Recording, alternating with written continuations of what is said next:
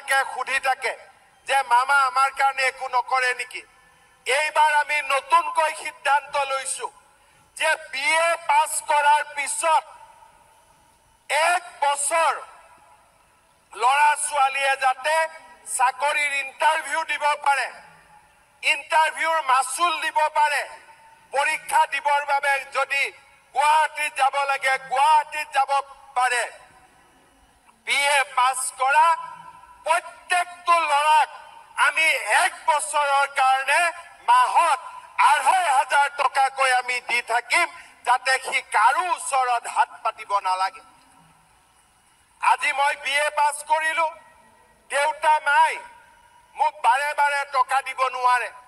চাকৰি এটা পাওঁতেও এবছৰ মোক সময় লাগে, আৰু এই গোটেই বছৰটো আমাৰ চৰকাৰে সেই ল'ৰাজনৰ বেংক একাউণ্টত আমি 2,500 টকাকৈ আমি দি থাকিম।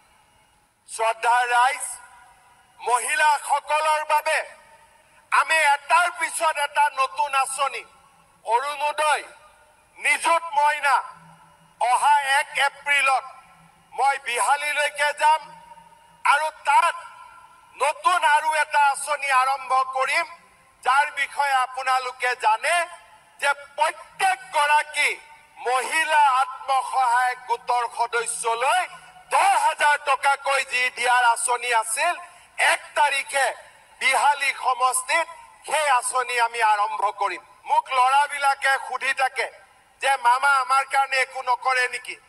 এইবাৰ আমি নতুনকৈ সিদ্ধান্ত লৈছো যে BA পাছ কৰাৰ পিছত 1 বছৰ ল'ৰা ছোৱালীয়ে যাতে চাকৰিৰ ইণ্টাৰভিউ দিব পাৰে, ইণ্টাৰভিউৰ মাচুল দিব পাৰে, পৰীক্ষা দিবৰ বাবে যদি গুৱাহাটীত যাব লাগে গুৱাহাটীত যাব পাৰে।